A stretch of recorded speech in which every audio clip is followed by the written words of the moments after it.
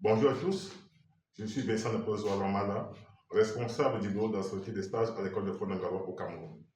Bienvenue au premier module du MOOC droits humains et conservation, consacré au rôle des rangers et à leur code de conduite. À la fin de ce module, vous aurez atteint les objectifs d'apprentissage suivants. Illustrer la diversité de rôle des rangers, expliquer les principes de conduite qui doivent guider leur travail et appliquer le code de conduite des rangers en tout temps. Le module est organisé de la manière suivante. Une introduction, des connaissances clés et des exercices sur les rangers et leur mission principale, les goals des rangers et ce qui est essentiel à leur bien-être, et bien sûr le code de conduite des rangers développé par la Fédération internationale des rangers et auquel ont collaboré 1800 rangers à travers le monde.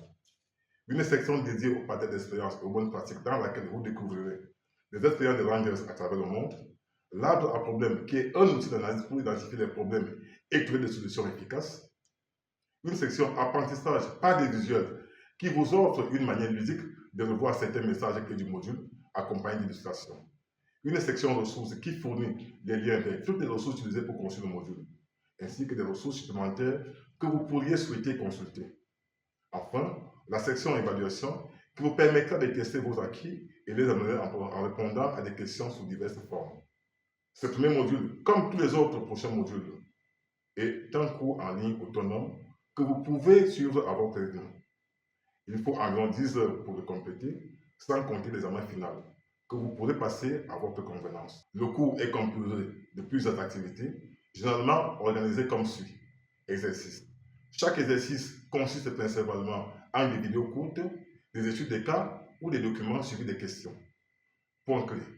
Il fournit des réponses aux questions, sauf celles spécifiques à votre contexte, et récapitule les informations essentielles pour l'examen final. Ressources et questions.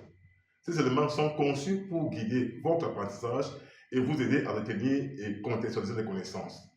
Nous attirons votre attention sur quelques points importants. Les réponses aux exercices sont pour votre réflexion personnelle et ne doivent pas être partagées ou évaluées par l'équipe de formation. Il peut être nécessaire de revoir des vidéos pour bien comprendre les consignes. Pour éviter les problèmes de connexion et économiser de l'énergie, nous recommandons de télécharger les vidéos avant de les visionner.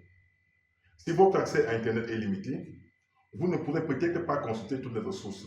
Toutefois, en vous concentrant sur les points clés, vous disposez des connaissances nécessaires pour réussir les tests et terminer le MOOC avec succès.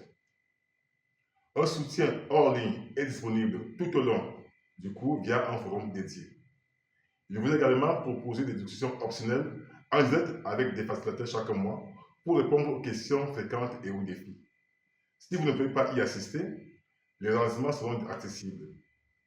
En ce qui concerne l'examen final, il sera réalisé sur la plateforme du MOOC et sera formellement évalué. Je vous souhaite une belle découverte de ce premier module.